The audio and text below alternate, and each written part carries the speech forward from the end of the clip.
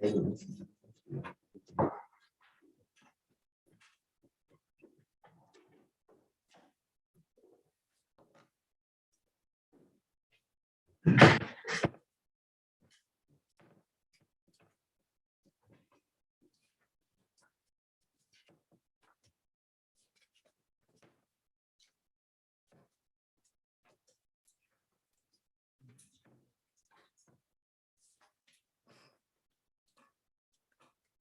to that.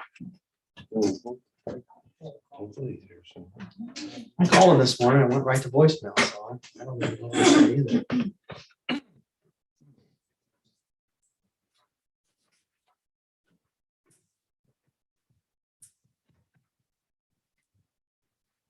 Want me to text him, Charlie? Oh,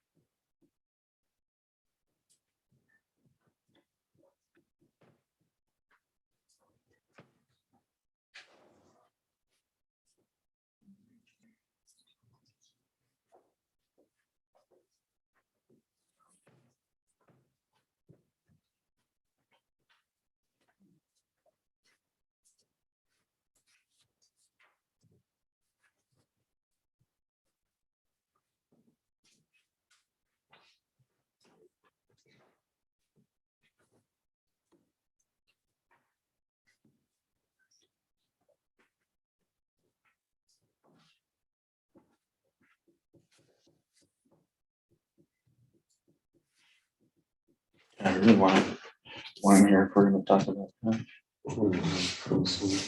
That gets sticky.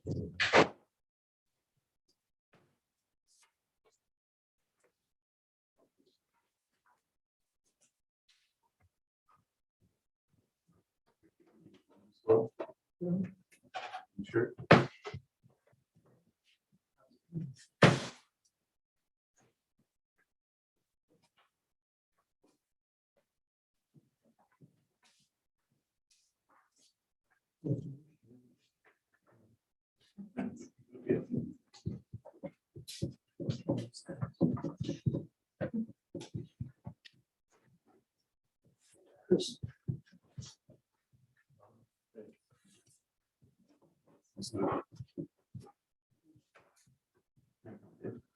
Nice.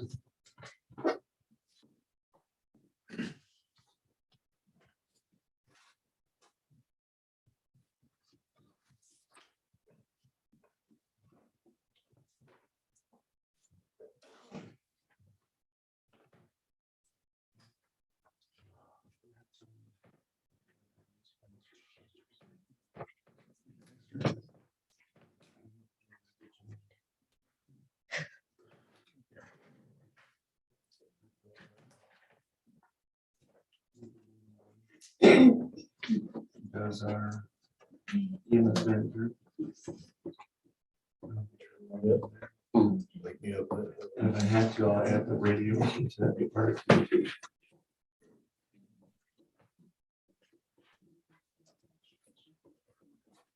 Yeah. What would I add?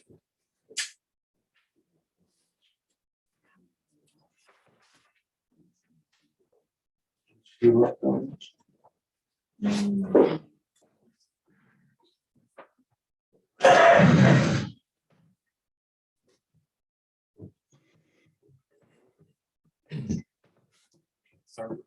I can't start early. Nope.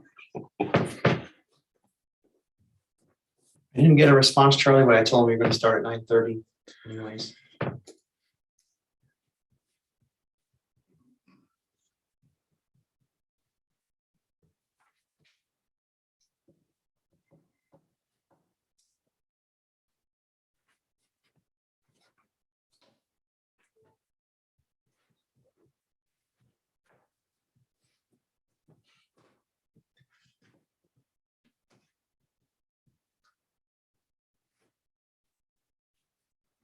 Hopefully he realized that this meeting was today because of the holiday yesterday.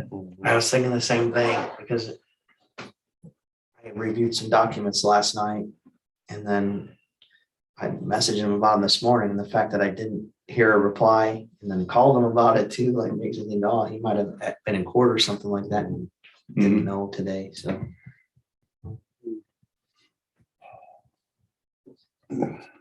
I didn't actually look over your whole agenda as of this morning, but are there many things there that need attorney attention? I would say at least two. Okay. Maybe even push those. If worse comes to worse and he can step out of where he's at, maybe he can join on Zoom. Maybe. Well, and then it really comes to the what the details of all these items. If for some reason he says he can Zoom, I'll have Richard send it to him so it doesn't interrupt your meeting, but I'll shoot him. Well, I'll go ahead and call the meeting order. Allegiance to the flag of the United States of America and to the republic for which it stands, one nation, under God, indivisible, with liberty and justice for all. Dan, you're up first. All right.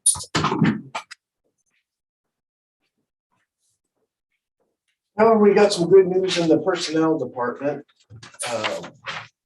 Currently, we have 4 open spots for full-time CDL drivers. Since the last meeting, we have hired 2 full-time drivers. One started 3 days before the big storm, and the other driver started today. We do have 2 part-time CDL drivers. Ironically, both of them are school bus drivers. So works out well. When school gets called off, they're available all day. So that's worked out well. We do have 1 part-time employee that we hired.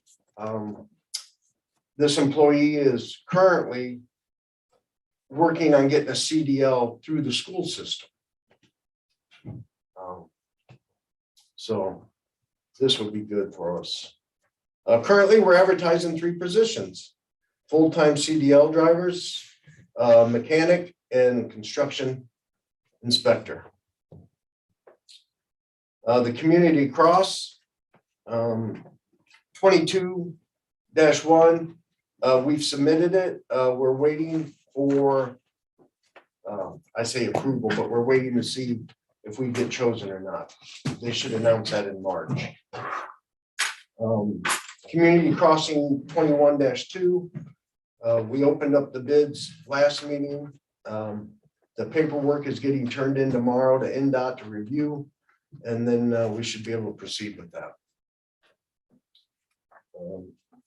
Still working on getting a spec sheet for a new tandem truck. We did receive the quote from Cruz for the dump bed.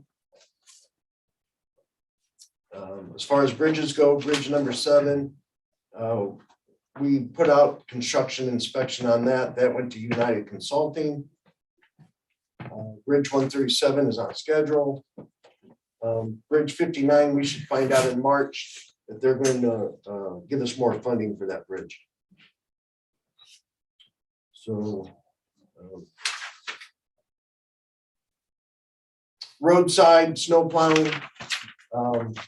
We've received some complaints during the snow plowing. Basically, not enough salt sand put down, mailbox damage, missed subdivisions or roads. People have shoveled out their driveway and we've come along and plowed them back in. So we're dealing with these issues the best we can. We are 4 drivers short still. So, you know, some of these secondary roads that we're getting missed, we just don't have enough time to get everything covered. So second day, they're on the top of the list. We'll go back first thing in the morning, pick them up. Mailboxes, we've had some wet snow. The snow hits them. I think we've had 2 or 3 where we actually physically hit them. Otherwise, it's the weight of the snow snapping them off. You get rotted posts that's been in the ground for 15 years, you know, they'll snap off. So we're trying to take care of those issues as much as we can. As far as training, they've changed the CDL law now and how you obtain a CDL. We're looking at becoming a CDL training center at the highway department. And that would only be for our employees. And basically, we just have to have a paper trail. 40 hours of discussion of brakes and how they work and stuff like that. So we're looking into it to see if this is going to be feasible for us. And that's in order for our CDL drivers to maintain their CDL? To get CDLs. Oh, okay. Because we're not having CDL drivers apply like my last. Well, we've hired 2. Yeah. But I got like probably 10 applications of non-CDL drivers. Okay. So, like I say, the one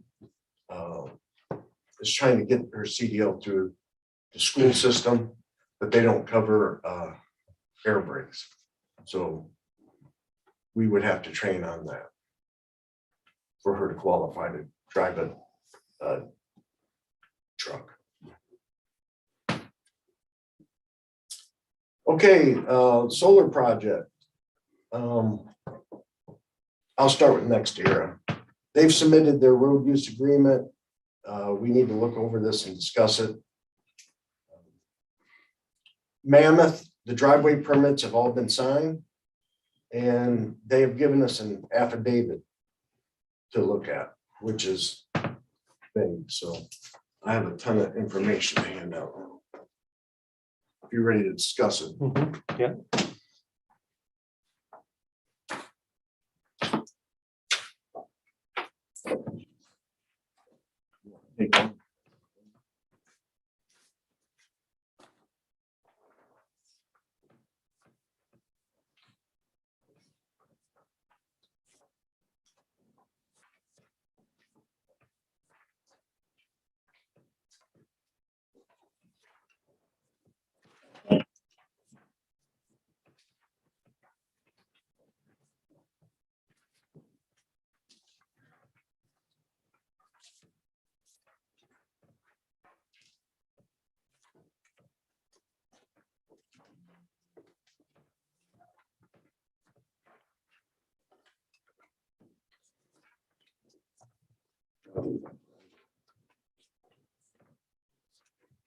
You guys want to make some copies?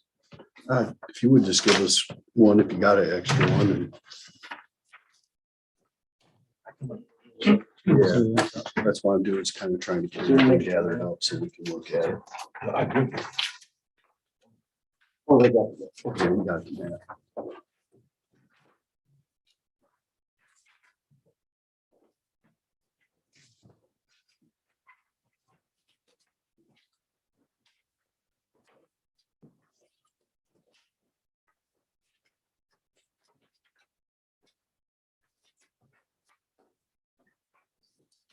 Okay, obviously I've given you a map. The blue lines are the solar roads that they've designated that they're going to use.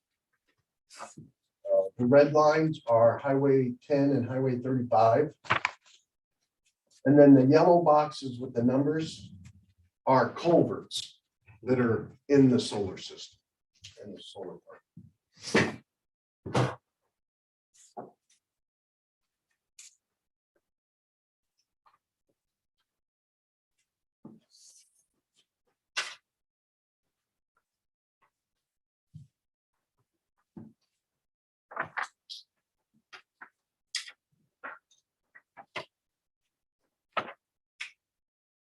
Okay, I believe I emailed you guys this article on how much damage heavy trucks can do to our roads. Okay, so I just have some key takeaways from this article that I'd like to discuss real quick. The AASHO is the American Association of State Highway Officials. basically, they're the experts when it comes to the roads.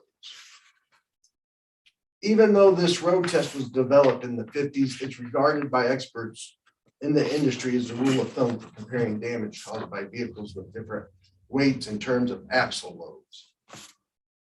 So in this article, it points out that a single semi weighing 40 tons with 8 axles causes 625 times more damage per axle than the typical 2-axle sedan.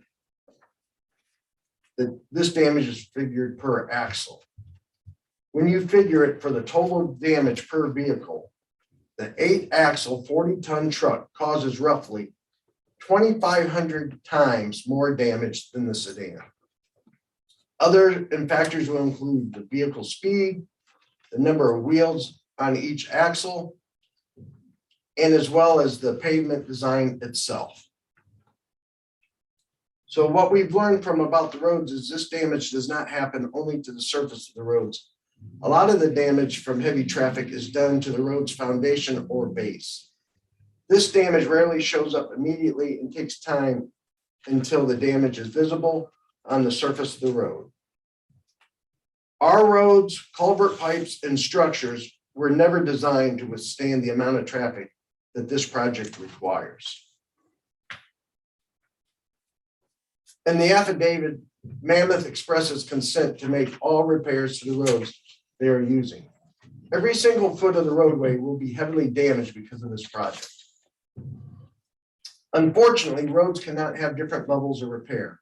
A road is either fixed by performing the necessary actions or it remains in the same distressed condition.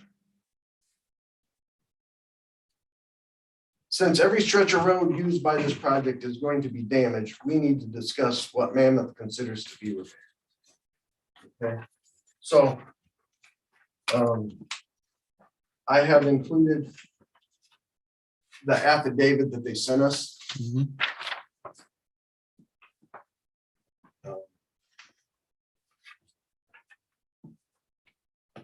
So as we read this, and then there's a second page that I highlighted where I have questions about the affidavit. Okay, so section B reads, the developer and Starke County Highway Department shall complete a survey of the existing condition of the roads to be utilized near construction of the project. Okay, so my first question is, what is included in the survey? Okay. Who's going to pay for it? And if we do a pre-survey, is there going to be a post-survey? How are you going to compare if damage has been done or not? So in my mind, I think we need to do have a consultant do a Pazer rating and video the roads.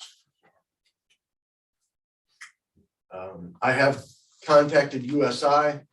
They're willing to do the Pazer and video for a cost of $8,000 for both before and after. So basically $4,000 per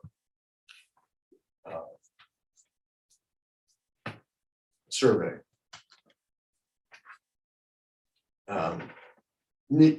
Define near construction. So that's going to be a timeline. I'm told that they want to start 1st of March. So I mean, if this is true, this needs to happen now. I do have paperwork from USI authorizing to proceed for those. As well as the Culvert Survey. There are 27 culverts in this field. If we were to replace all of them, we're looking at almost 300,000. It's $296,045. There are 9 culverts bigger than 30-inch. There's 18 smaller than 30-inch. So if you look at, just for instance, if you look at map and you look at culvert number 127, it's on 350 East, right off of Highway 10. So it's right here in the top of the map. Yeah. This has been here for over 50 years. The replacement cost of that alone is $76,000, if that's damaged. One thing about the Culvert Survey, USI would do a load rating on them, as well as condition score. So that's something we might want to look at some of these. Basically, when you look at this map, they have 4 entranceways into the solar field, and they're all off the highway. So they have 3 entrances off of Highway 35. They have 2 entrances off of Highway 10. I thought we weren't gonna use the one there on 10 by the lake because it's just not conductive to turning the way way the roads are angled together. There by Lake Windmark. Yeah. Yeah, 650 south. Yeah, that's. yeah, I wouldn't use that. That's all. That's a subdivision. yeah. That's not an area where truck traffic would pass through easily. No, given that area, 800 south will get you anywhere right there you want to be, which is a more stable road and a part of the truck stuff that was done years ago with Rick. Now, east of 35, those are chip and seal roads. West of 35 on 800 south is asphalt.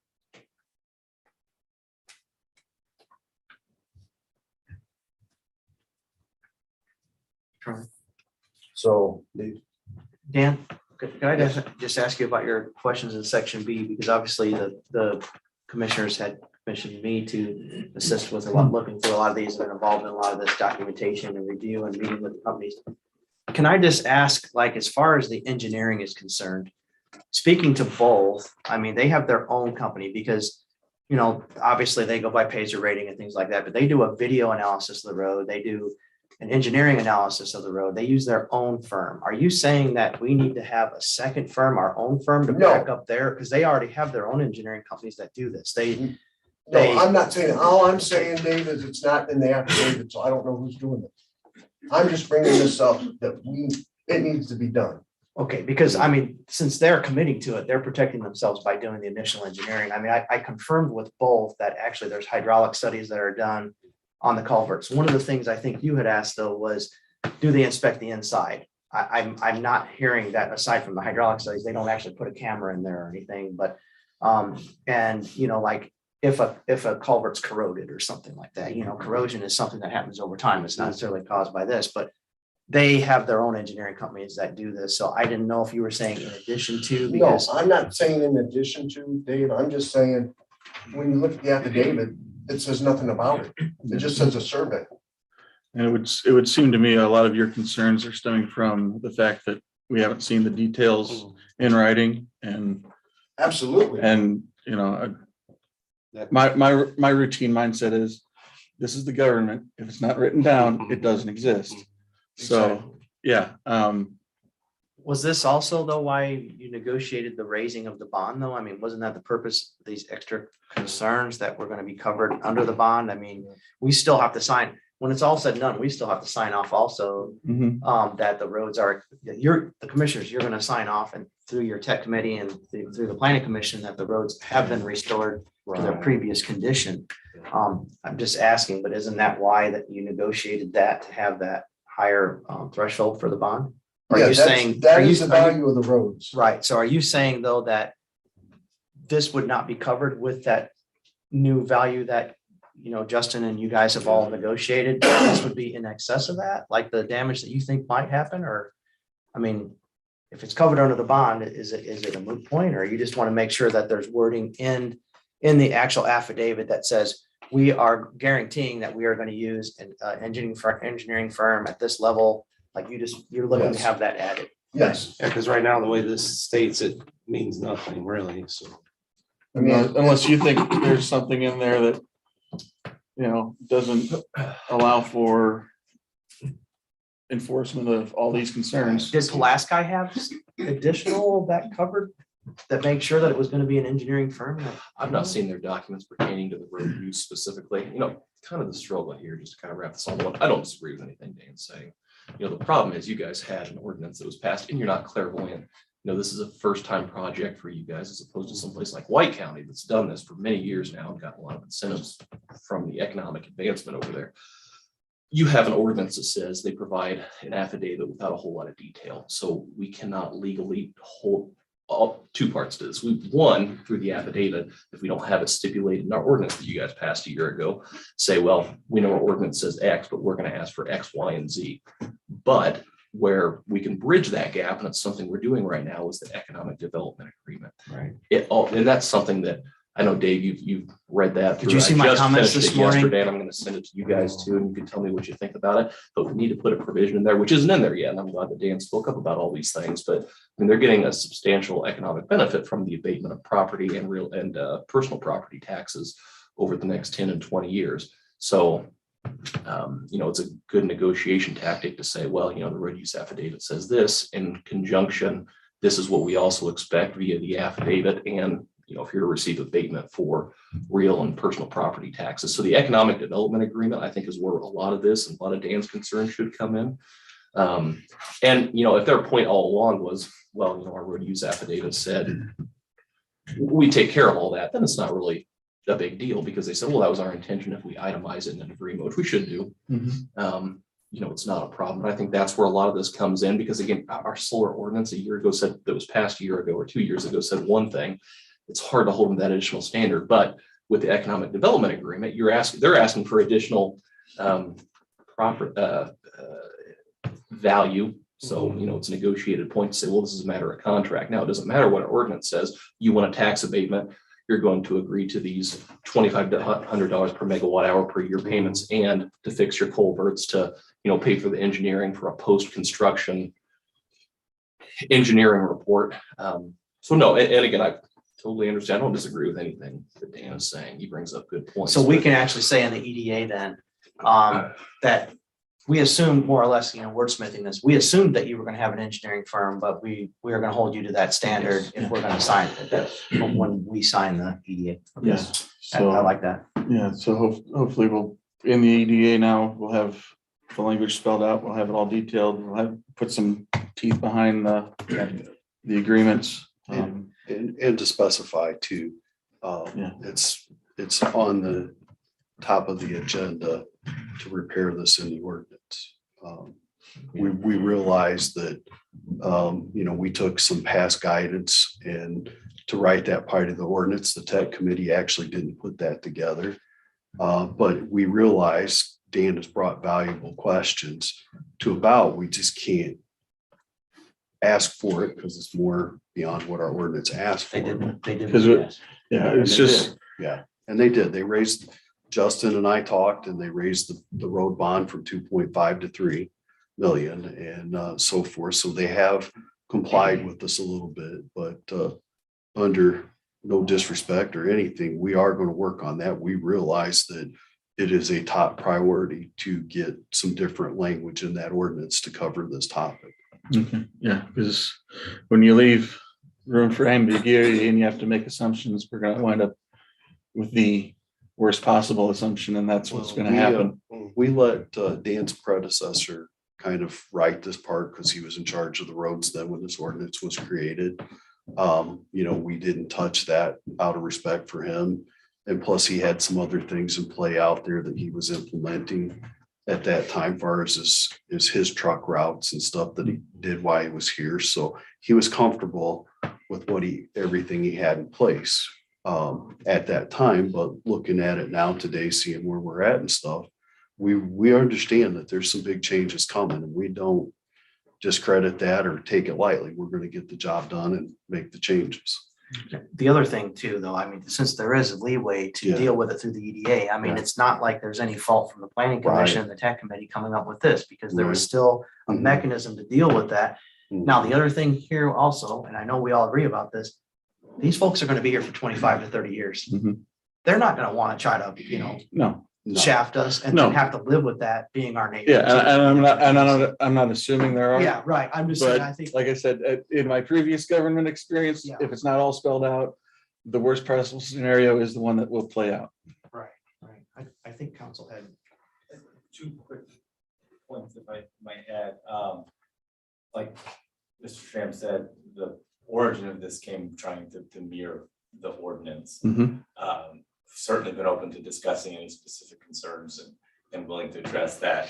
With respect to the survey, the assumption is if there's damage, it's ours unless we can demonstrate that Right. it was pre-existing.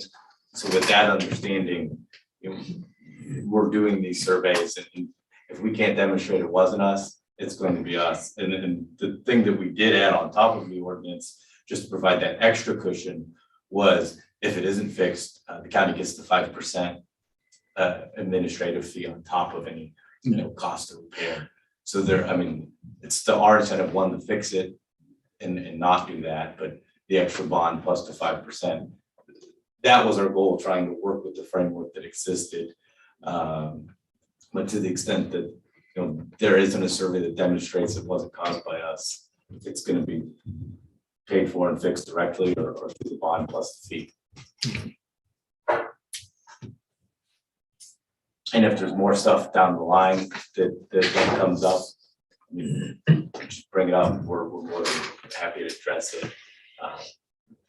We just want to do what we can to keep moving and get more. Yeah. And I will say, it took them all of 5 minutes to agree to raise that surety bond. I mean, I asked for it 5 minutes later, I get an email saying, talk with the client, that's good. Yeah, I mean, for whatever that's worth, I think it does show a manner of good Yeah, faith. we are definitely benefiting from how willing and you guys are, Mammoth is, to make adjustments and be patient and give us the leeway necessary to implement what the lessons learned as we go through these growing pains, so that we have things right and we will see things coming for the other two projects and be able to address them before, we're in the 11th to 13th hour of the project. we can let Dan take a look at the EDA too and have that wording just to see if, we can review it too. Yeah, that'd be a good idea to have him looped in on that.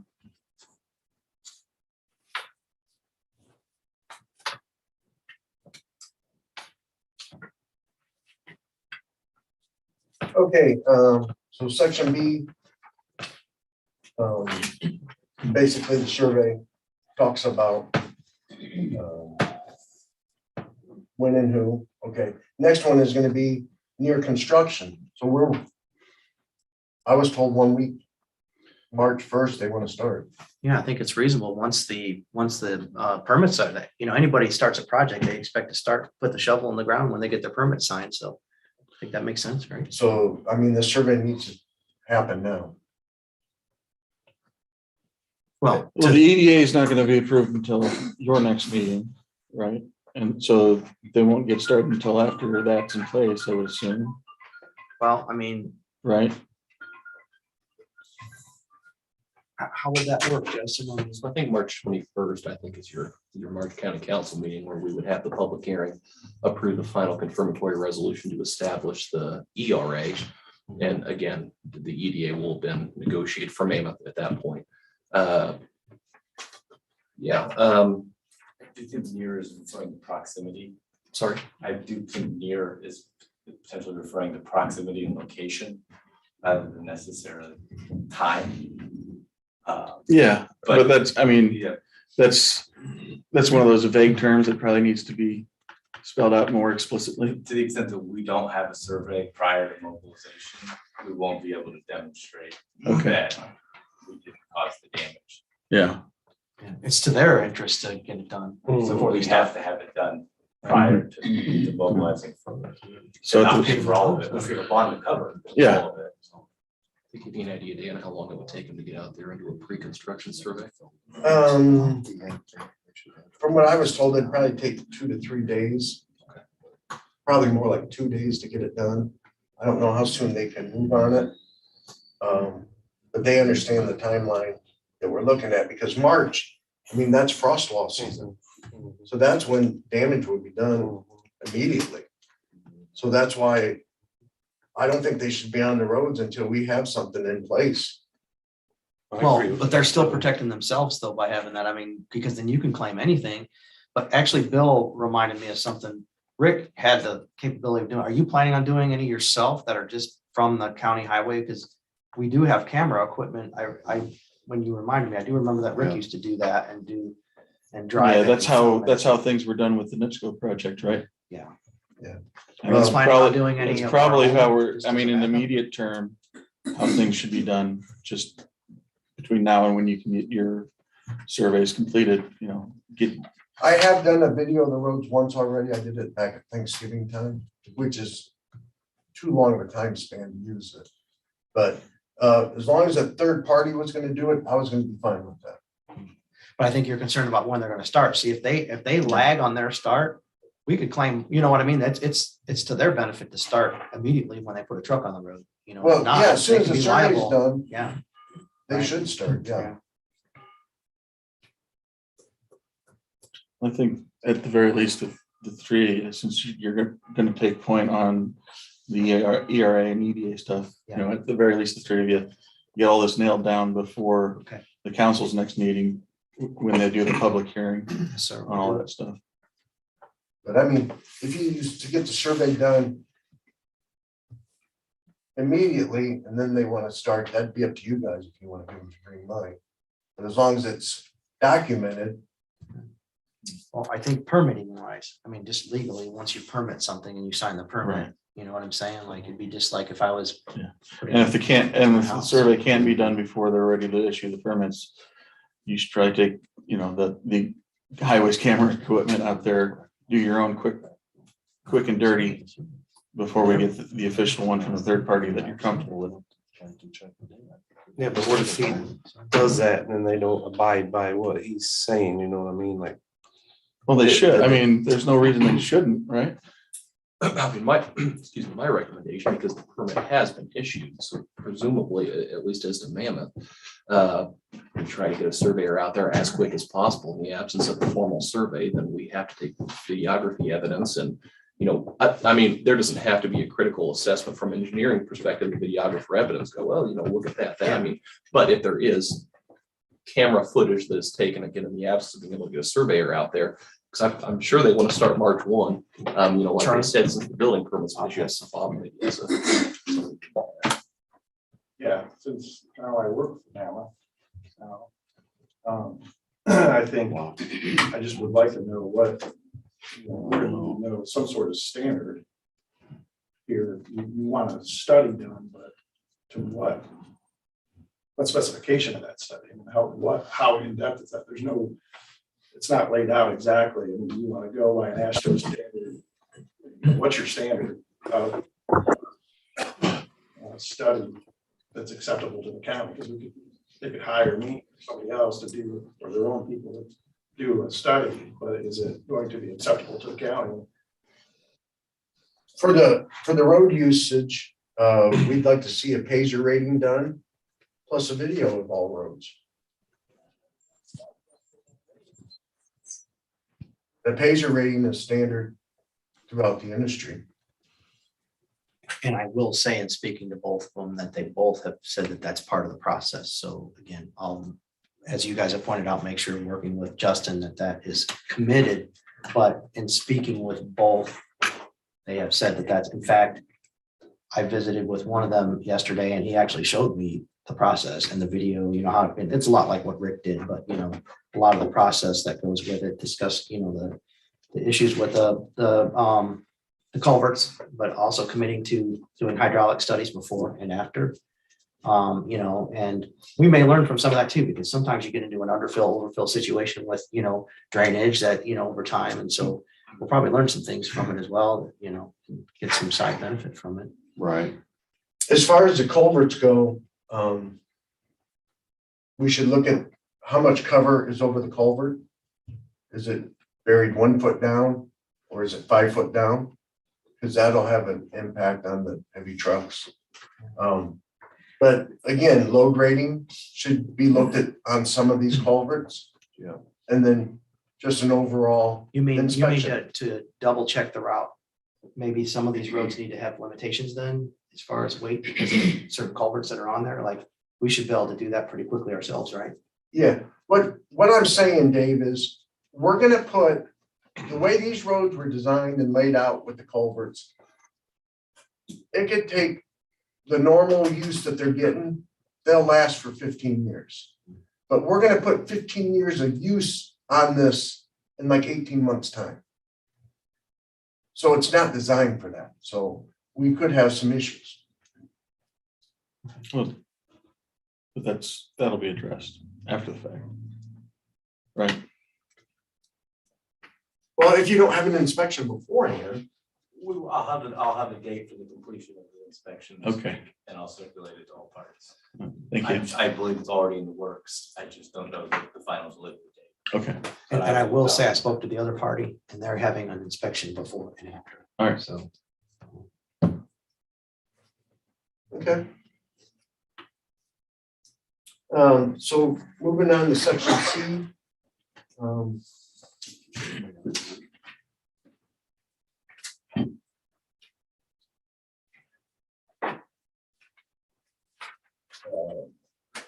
The affidavit just says the developer shall compensate Starke County for all damages to the roads at the rate of Starke County's cost to repair plus 5%. Okay, so I figured out on this sheet here what it would cost to repair the roads. So if it's just a gravel road, it'd be 30,000 per mile. Chip and seal would be 110,000 per mile.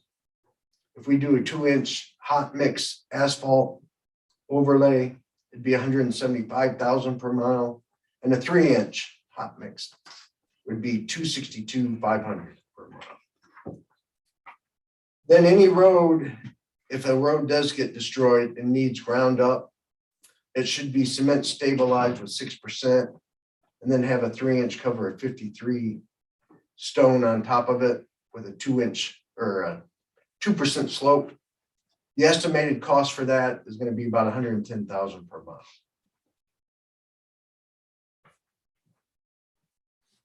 That number seems high. It's a little bit on the high side. It all depends on how many miles are done. Okay, If they come in and do a And you- quarter of and a you- mile versus 3 miles, the price varies. and if somebody asks how you came up with these numbers, you've got the figures to back that up? Yeah, I Okay. called the contractor who does it, $9 a yard is what they figured out.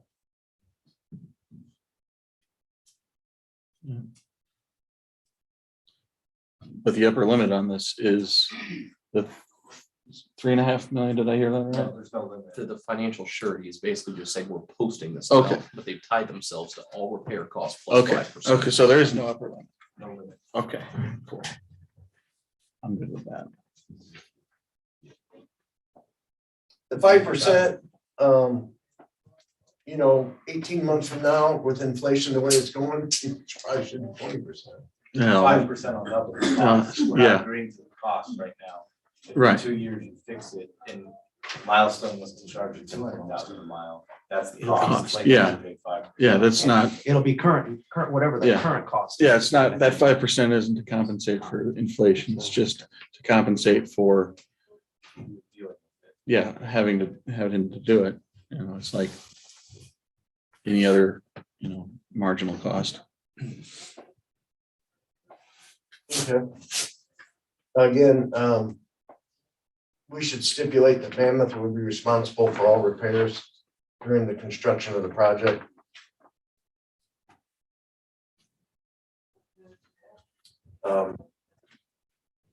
Section D, it doesn't talk anywhere about signage. So they should be responsible for replacing and maintaining signage in the compliance with the Indiana manual and uniform traffic control devices. Basically, I'm talking about for designated solar roads. They need to put signs up saying this road is designated for the solar project. Why?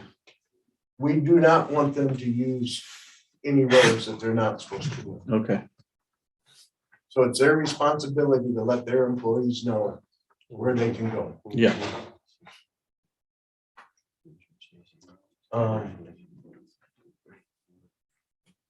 Again, it doesn't say anything in the affidavit, but we should protect our citizens with dust control measures. During the construction of the project, developers shall use a commercially recognized dust control to keep the airborne dust down created by the trucks running up and down gravel roads. Watering alone should not be considered a sufficient dust control measure. And then, is water alone a commercially recognized dust control measure? no, Okay, Like a soy product. yes.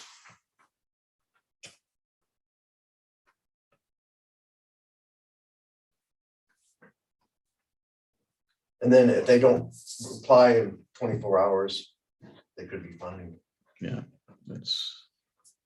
that's not, where does that come from? What do you mean, where is that? Why a fine Well, of $500? how should we get them to do it? Justin, would that have to be added to the ordinance? Yeah, that's an extra bit. Yeah, I mean, Ask. I don't know what's commercially reasonable in terms of notice time when it comes to dust control. I mean, you could put it into the EDA, but I mean, What about I guess driving that's on more your guys' fault than non-approved it's mine. roads? Sorry.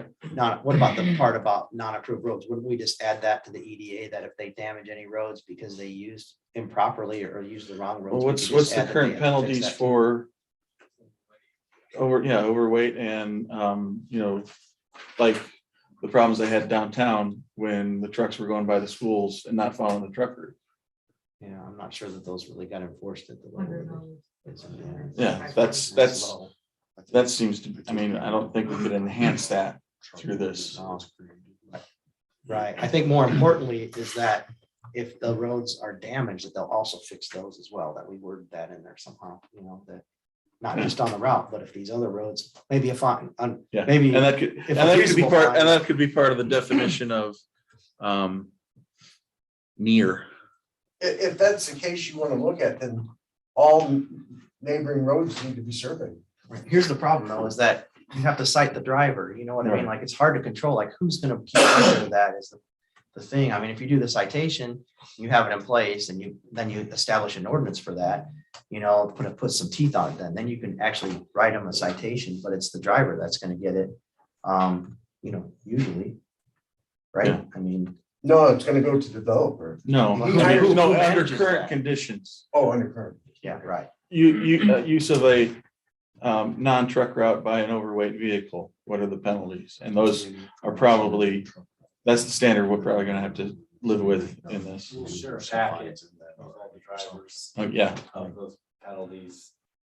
We'll give them yeah, but I don't think we can use anything here to enhance the existing ordinances and penalties and all that fun stuff. Okay, Could you look at the truck routes that was created and made an ordinance back, I believe it was 16 or something, when Rick was still here, because I think there was a section with fines and penalties in that may help Right. with what you want to Yeah. do. That's already an ordinance of the county. Yeah, And that falls under general road use and permits anyway. It was yeah, and already. that's it's what I already was referring existed. to. So I would, I mean, if you have something in place that talks about heavy road traffic in excess of a certain amount of tonnage or pounds, I would be careful to stray specifically for a specific user of that road when we can't really I mean, whether it's solar equipment that's 50,000 pounds in excess of the limit or farm Yeah. equipment, I mean, it's the And same. there are significant, to what you're talking about, there are significant carve outs for deliveries. okay. We need to remember that we're handing over the roads to these guys 24/7, 365. Yeah. So they're gonna be using these roads. We need, section 80 talks about the use of non-designated roads by developer vehicles bigger than 1-ton trucks should be fined $1,000 Yeah, per again, time, per mile, per trip. yeah, that's again, Because when you look, can we, is it right for us to try and enhance this just for one particular user when we've already got standards in place for fines on vehicle Okay. usage of the roads? Well, especially if they're committing to repairing them, Right. to as good or better than what they were. Exactly. If we put the teeth in it, like Justin suggested, and we make that part of the EDA, I mean, I don't know, like, what do we have beyond that? I think Rick, I think Dan raises some excellent points here and gives us the opportunity to sharpen up what we have. Yeah. But I mean, beyond that, I mean, we can't bring these things in by helicopter, you know what I mean? Like, the only way to do that is okay, but to use the roads. if you look at a map, take a look at 900 South. It's the very bottom road in the map. Mhm. There's a small section of this road they want to use, okay? Now, when these contractors find out that they need to go to this spot, what's gonna keep them from just going right down 900 South to get to 35? By protocol, they should come up to 800 South, come over, and then come down. But these contractors, to a truck driver, time is money. He's gonna find the shortest route to get there. So now you're gonna have all these trucks running up and down 900 South, which is a non-designated road. But Do we know- Didn't you say you wanted to address that with signage, though? I mean, we can have extra signage in place on those. Yeah, but I mean, they anything need can to be held happen. accountable, Dave. That's their job to put the signs up. It's their job to supply the contractors with their maps. It's I not think we're on agreeing us. that we'll do that. Yeah, right? and- The EDA yeah, will add that- that. You said that we given a packet. Way off the horse here. Do we know whether the majority of traffic for this will be coming from the south or the north, or which direction? I do not know. Okay, I- because I may have a tendency to agree with you, Dan, if they're coming from the south.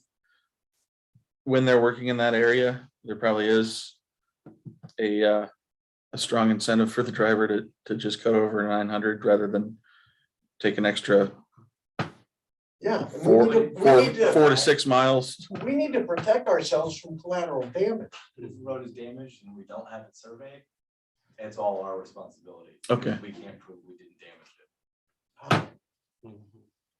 We need to be able to show you that this was the condition prior to our construction. Okay, So then that means that that road has to be videoed, or the one that, that's kind of where. no, well, what I'm understanding, and correct me if I'm understanding it inaccurately, that if they don't show that this road was at least that bad before we say you need to fix it, then the automatic default answer is you damaged it, fix it. And Justin, you could add a sentence like with what Mark's going to, that is automatic, that if it's not on the map and any roads are damaged, like, it's their burden to prove they didn't do it. Like, that's where it starts. Like, they have to prove they didn't do it. We can word it that way, and no matter what, they're gonna pay for that too. Yeah, Sure, it would not be difficult to say these are the designated roads. Deviation from the designated roads will result in a fine of X amount of dollars, like anything else. And I mean, if their attorney here on the record read into the minutes that they're telling us that, I mean, they'll make the repairs necessary. I mean, again, being here in a public meeting, having that on the record. Might help. In Okay. addition to including it in EDAs. Sure, we can do all that. I mean, it's a good point. okay. If I might suggest, it would behoove the county to have documentation that they saw that road was used and it wasn't supposed to be used in order Yeah. to make a claim. Well, yeah, I'm sure what the developer, if he sees it's gonna be $1,000 fine every time they use a wrong road, the developer is gonna be saying to their truck drivers, do not drive down that road, or we're gonna get fined $1,000. And that's the purpose of it. Sure. okay. And we could have our county drivers keep an eye on that, because those are all in their routes, in their areas. Well, I mean, if it's during June, July, August, September, we're gonna be doing our own road work. Mhm. That's why it's gonna be hard for us to police this. Sure, but I mean, there'll be an extra layer though of eyes on the scenario, because we have people dedicated to each quadrant, Yeah. road area. Well, most of this falls in just one township. Mhm. Well, I mean, the other thing is, and this is just me thinking out loud, Dan, like, you know, it may behoove the highway department to inspect it, you know, weekly or something like that, just do a drive Yeah, through, just to put yeah, eyes on yeah, it. you should be definitely keeping an eye on this as, you know, as it goes on. I mean, if we didn't have a project going on, we should be keeping eyes on our roads anyways, Right. because of safety and, you know, liability that can occur, you know, things like that, so. And given how quickly, you know, the general public reports problems created after your plow guys go through, I'm sure they'll be just as quick to report any problems stemming from Absolutely. traffic pertaining to this project. So, yeah, I have every confidence that we'll be able to keep an eye on things adequately as this project. Those drivers are not gonna wanna have new areas to go out and patch and take care of every day caused by somebody else. Yeah. That's why I say it's important that Mammoth repairs the roads during the construction of the project. When we have counsel here from Mammoth, is that normally how that would be done? That they would, in real time, repair that damage so that way our roads are suitable? Depends on the, I would imagine, depends on the nature of the damage. Yeah. Some things to be patched, if it's gonna need to Yeah, be replaced. if it's- It's not something you're gonna do with big construction. Then I think we maybe could add that to the EDA also, that if something is damaged to the point that we have to fix it ourselves, that, you know, we're gonna send them a bill. Yeah, That I we mean, will do because it, I would assume Right? during construction, if something happens to it, or now the road becomes hazardous to, It's gotta be Your- possible. yeah, to your construction traffic, you're gonna want to do something about it. You know, if it's a chuck hole that's popping tires, or if it's one of these culverts that cave in and now the road's become impassable, you're gonna want to get that repaired, Correct. and you will foot the bill to have that repaired so your trucks can keep moving. Yeah, but the fix might be a temporary fix. Right. versus the long term. Yeah, But it also helps us with our liability as well. because Yes. That way, if there's an accident, God forbid, if something, you know, because of something like that, then what you're Mhm. saying, you know, addresses that.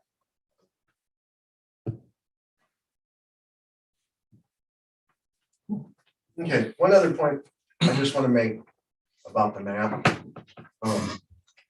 When they're building the roadways inside the fields with gravel, you're gonna have two dump trucks passing each other.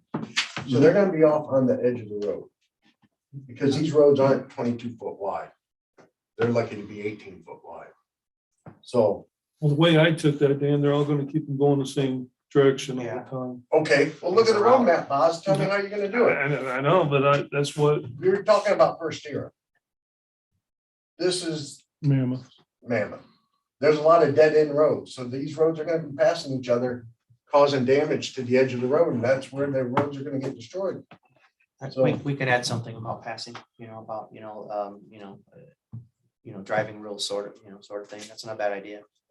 You know, Dan, about how many miles is that? Matt Nolly, who I see is on the call, asked about how many miles Mammoth's project covered, so we can use it to compare with his own affidavit that he's preparing. How many miles does this cover? Okay, so you have.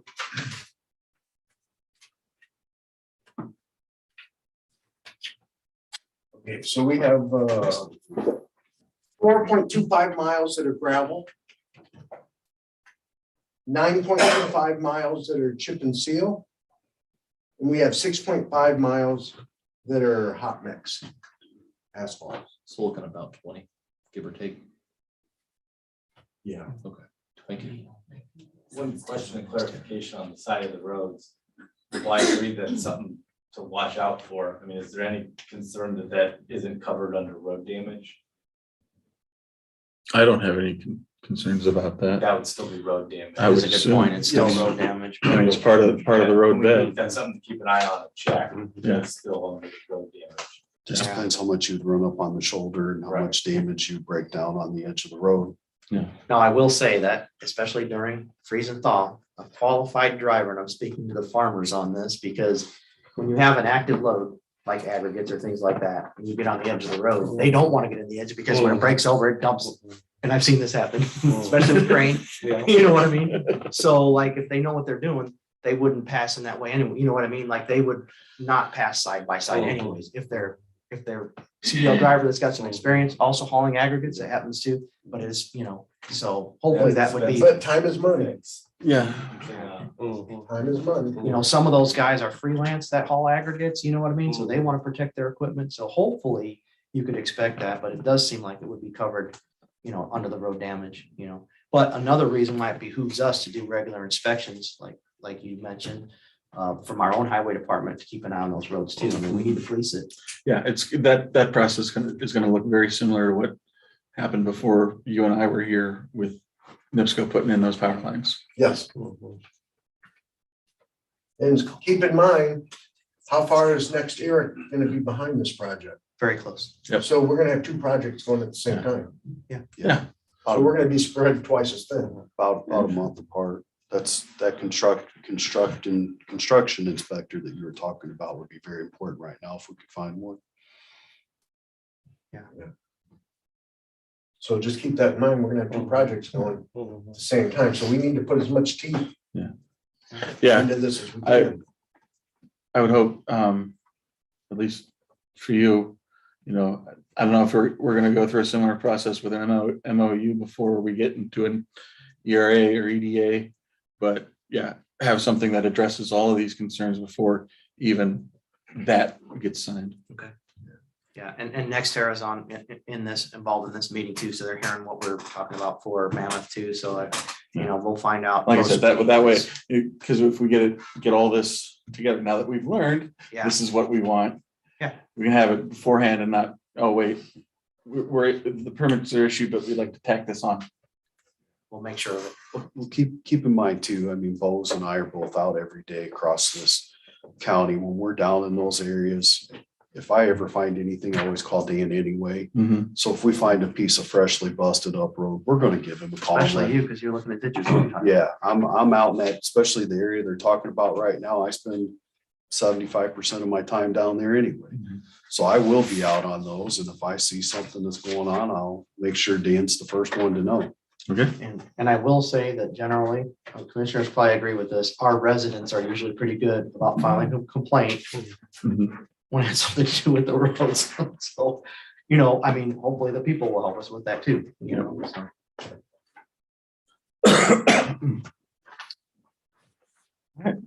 Okay.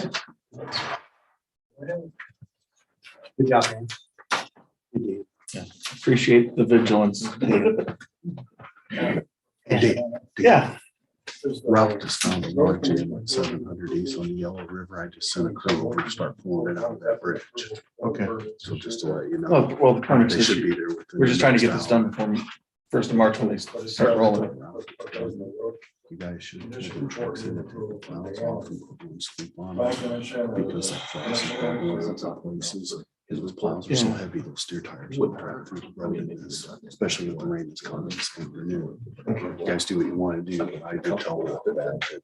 I would- I don't think we need to do an approval. We just need it received. I don't even know that we need to have it, make a formal approval of it. I mean, whatever you guys are comfortable with, you just want to receive it, you want to actually commit formal approval, that's up to you guys. I'll defer to your opinions on that. I don't want to do no approval on this.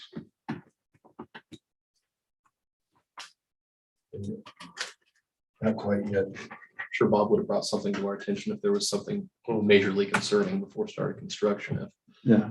Right, well, I'm just looking, you're requiring the road approval, the road condition report. And they said they would submit the survey, but now they're out to do the road condition report. Does that have to be? That not the survey, does that have to be an approval? So when you're saying road condition report, you're talking about the pre-construction, Yeah. the pre-construction assessment then? That's the thing you said you were gonna put in the EA document. That you needed an actual. Yeah, it was kind But of, that doesn't slow anything down. That just means we're not gonna do an economic agreement if we don't get X, Y, and Z. Yeah. It'll be done before the economic agreement. Okay. This survey will be done in 6 weeks. It's already been ordered. Yeah. And Yeah, I knew it was gonna be done. I just wanted to know, did it need an approval before they can start the construction? I should I have. don't know that there'll be a Yeah, I don't see how that would be a formal approval, but it would be a condition of the EDA. Contingent on review, by the various boards and Dan, We should have 5 to 10 days to look at it. If there's an objection, then we have time to raise a question. When does that occur, is my question. Does that occur? Well, he said he was gonna find out today when, At the latest, when the council holds its public hearing. hopefully the surveys and everything be done by then. Right. I'll just sign it then. Yeah. Long as Dan and the commission says we're good, That's what I'm. Yeah. the planning commission will let you know that they're good. Hold on, Steve. I have a quick question for Yeah. Justin, Charlie. Is this any reason that we should hold the permit till this is turned into us, or since they've met our requirements, can we go ahead and Our permit? ordinance says you have to complete X, Y, and Z before you get a permit. You have to adhere to the ordinance. I mean, legally speaking, you can't hold it up and require, again, X, Yeah. Y, and Z after. Just I making mean, if sure, that's something that needs to be changed later, right? after these two are through, maybe we need to change that. Just but making, we just have no making sure, basis to because hold up a building permit if we're ready on our end. We knew that this was gonna be a challenge on this part, so. But we're ready, and so we're ready to issue. it isn't not unfortunate, but as much of a pain as that may be, we Mhm. set forth the process and now it's hard for us to say, Mhm. you Yep. know, you have to adhere to Understood. something else, but Just wanted some advice. Both have committed to working with us though. I mean, this will be the test of it, so far they've been met halfway. Bill has invited me to the planning commission meetings and I've come to those and I've seen that they've put a lot of thought into, where we're at this point. So, I mean, their attorneys told us, I'm sorry, Dave, their attorneys told us on record here, that's gonna be done before we, I mean, Yeah, it's read right into the minutes. So if that's not done, we ask them later why that wasn't done, like they told us they do it on the record in an open meeting, so. I feel comfortable. just wanted to double check. Sure. All right. Eric and Nancy. This is from the new company that took over the billing. This is what they generated for us for the month of January. We should be on track now to make more money hopefully each month. And I am still doing some back billing that hasn't all come in yet, but I will keep doing that. And this is what we got from small claims. Small claims, $25. And this is what we got from O'Hare Collections. $495.84. Thanks, Nancy.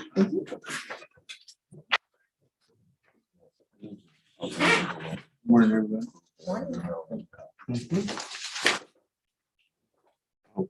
Don't want to include in your paper, you do what you gotta do. You need that to read off? I know mine are easy. There's only one truck that's being repaired, so. January's been a good month for us. We have had one truck that's had to be repaired. All four valve stems had a puncture hole in them on the dually side. Yeah, I don't know how. And we even took it to Sherwood and they looked at it like, oh, the tire's good, sent it back, and then it's in the base and it's legit flat. Like someone missed something. So right now it's at Patrick's, that's 0514, it's at Patrick's right now.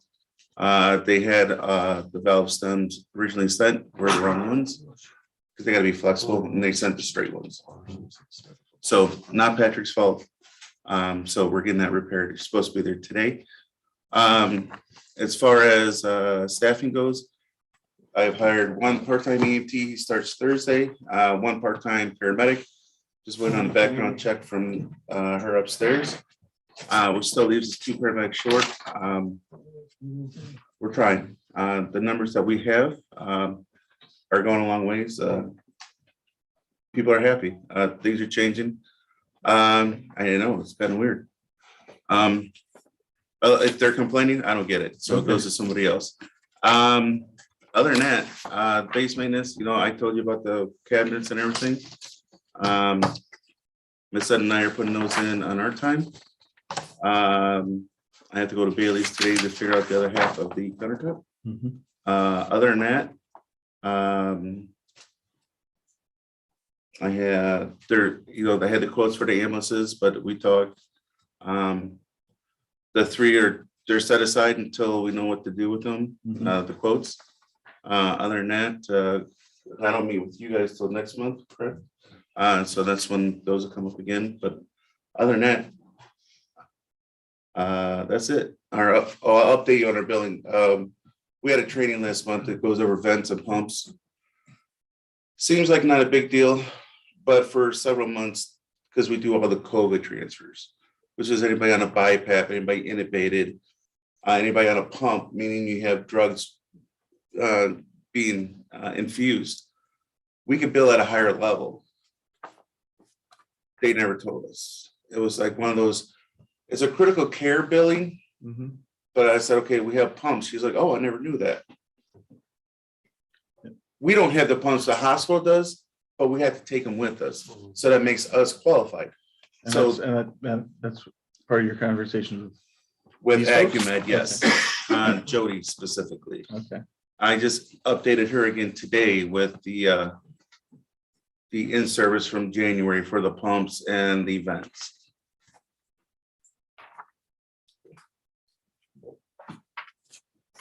Anything else? I'm good.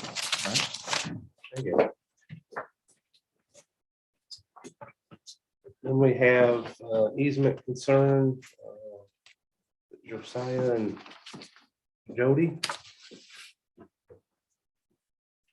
Yeah, if you would like to come up here.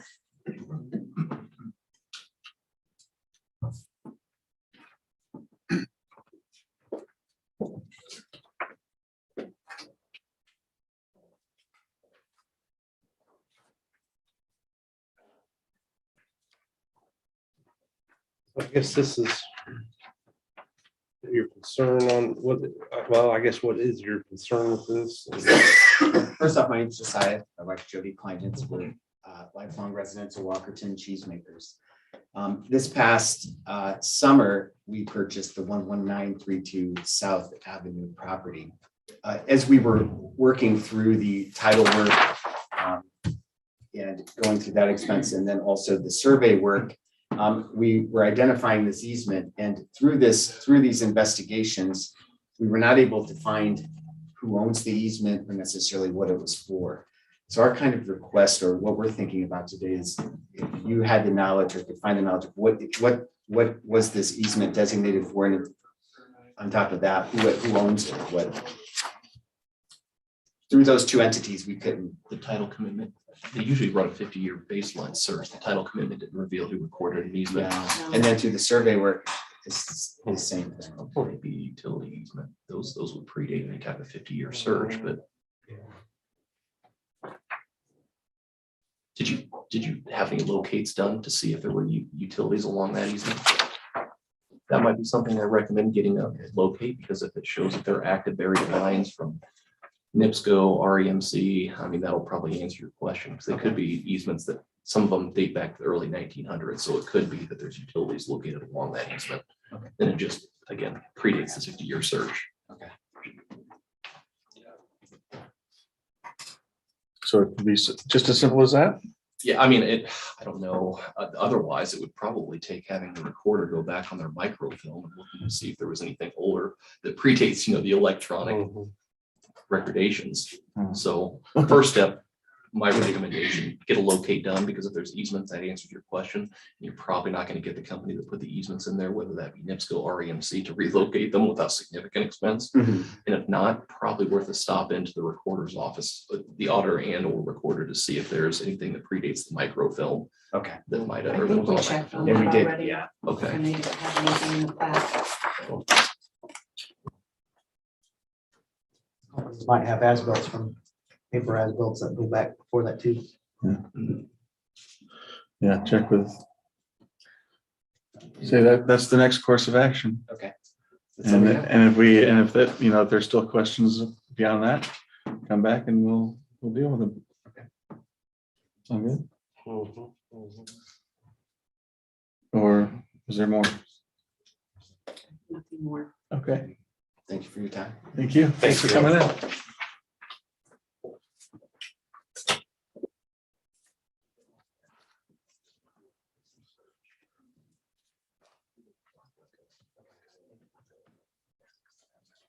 Yeah.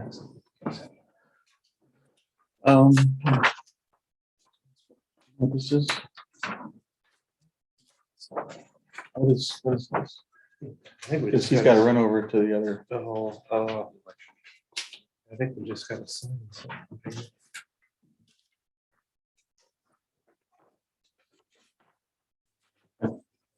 We've Something seen we this do it- before, right? We probably do it yearly or something, I think maybe. I think we've seen this before, but I'll let you get a quick once over. And that should be it. Oh, yeah, the GIS limited use agreement. Mhm. I think yeah. You sent that to me. Just gonna give it to me. I think that's something. Yeah, it's not the first time I've seen it. It's just the GIS access. All right. Is there anything else? No, that's. Sorry, I've got to run over to the election. Yeah. Across the street, so. No, we're good now.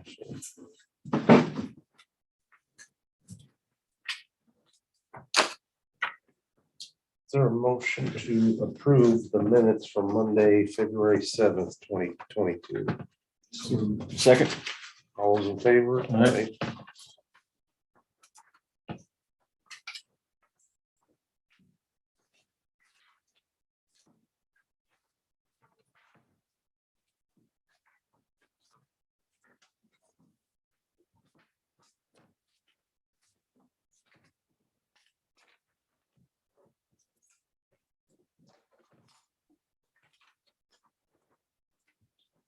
Is there a motion to approve the vendor claims in the amount of $236,493.73. So moved. Second. All those in favor? Aye.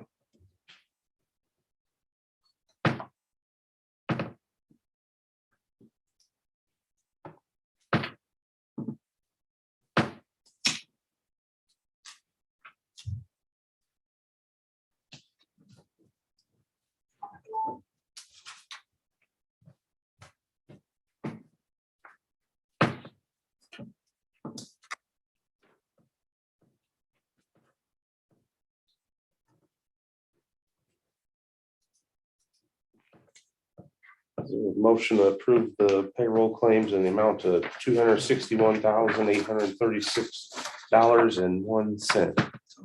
Second. All those in favor? Aye.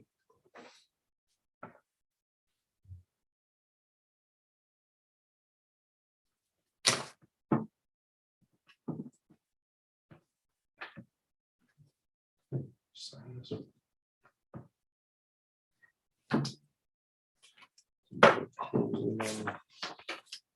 Oh, is that for that? Small business, food, small business grant. I think I just got to sign that. Okay.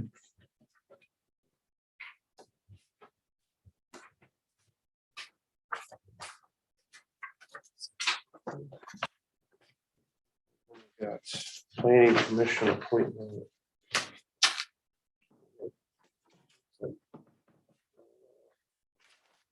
We're gonna have to pick for that. It was Isaiah Collins. And he meets the party. Needed Mhm. the motion of appointing. Second. All in favor? Aye. Park board appointment. Tom Bush. Make a motion to appoint Tom Bush, to Park Department, or Park Board. All those in favor? Aye. Aye.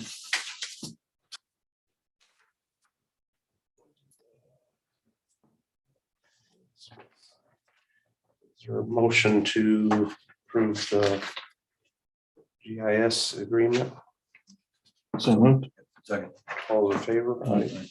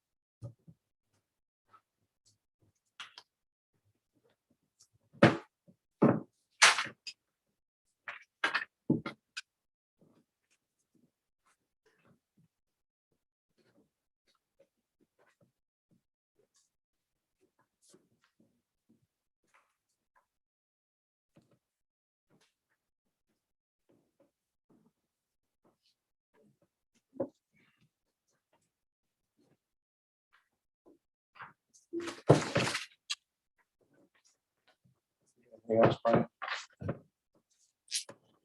Do we know when we're gonna hear back on those from the Constellation on Starke about those bids we accepted? Well, I thought this meeting, so hopefully by the next one.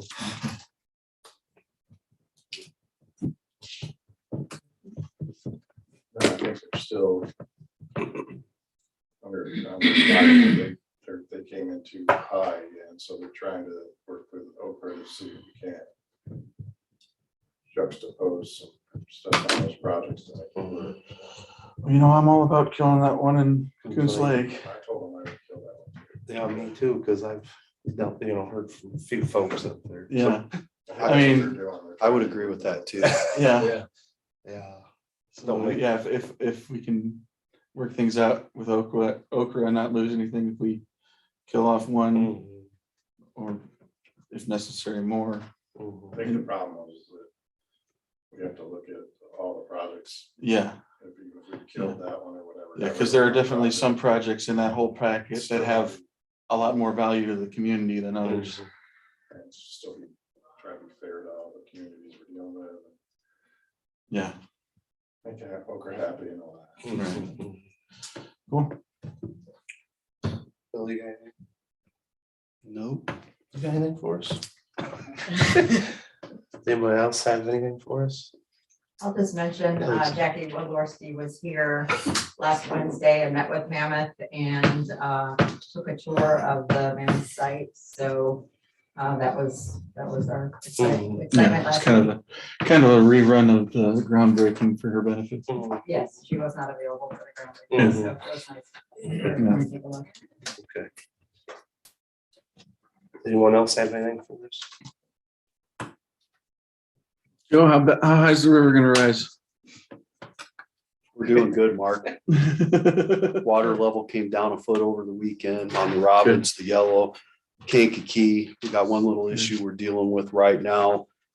700 East Bridge has got filled up with logs this morning. We got a crew already on site getting them pulled out. So far we're looking good. We're watching the weather real heavy over the next 4 days to see what's going to happen.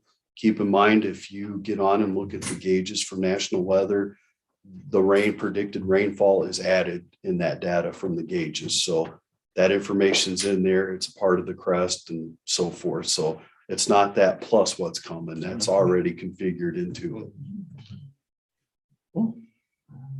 So there's no further business, motion adjourned. So moved. Third, fourth, fifth. Yeah, I'm going to go up there here in a few minutes. I gotta talk to these guys. Got people in about 10 minutes or so. I got this in the mail, I was gonna give it to Rachel, I guess you can take it. Okay. I don't know, it needs to be, I signed for it, it was mailed to me. so. Okay.